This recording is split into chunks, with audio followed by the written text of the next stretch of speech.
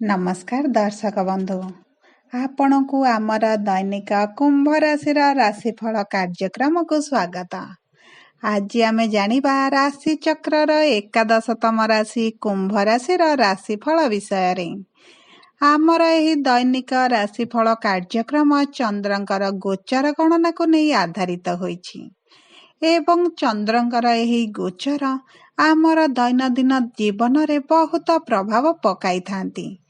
तेबे आसंतु जानिबा आपणक राशि रे चंद्रंकर गोचर आज किभଳି प्रभाव पकाउछि। देखंतु आमर एही राशिफल कार्यक्रम आपणकर जन्म राशि बा चंद्र राशि उपरे आधारित होइछि। आपणकर जदि कुंभ लग्न होइथाए ताहले भी आपण भिडियोटी को शेष पर्यंत देखंतु।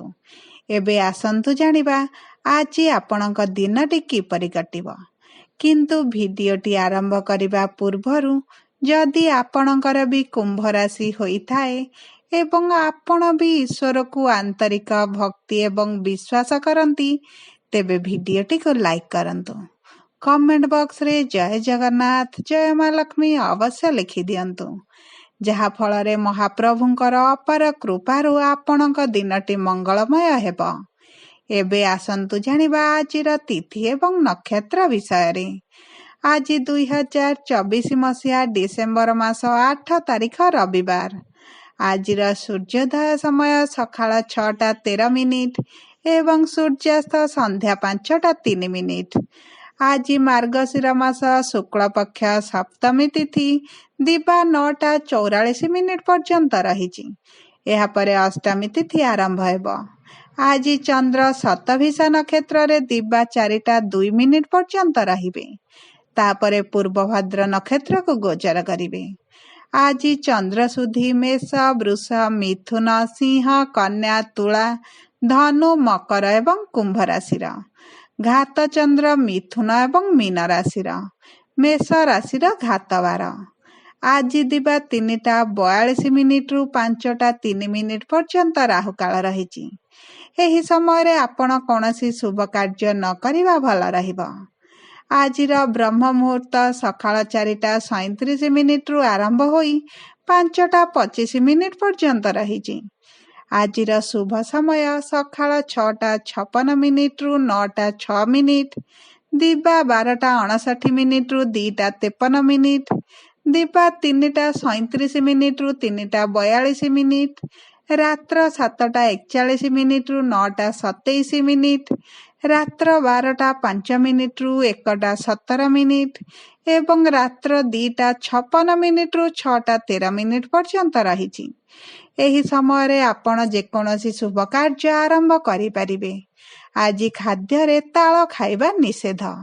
एबे आसंतु जानिबा चंद्रंकर गोचर आपणक जीवन रे किभଳି प्रभाव पकाउछंती। आज किछि भल खबर सहित आपणक दिनटी आरंभ हेबो।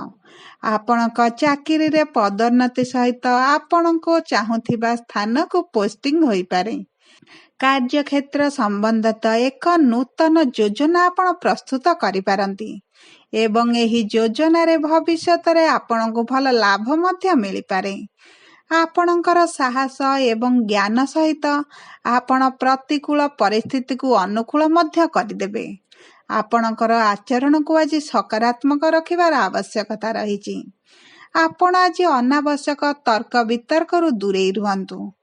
आपणक पूर्वरु अटकी रहिथिबा कार्य आज संपूर्ण होई जिवो।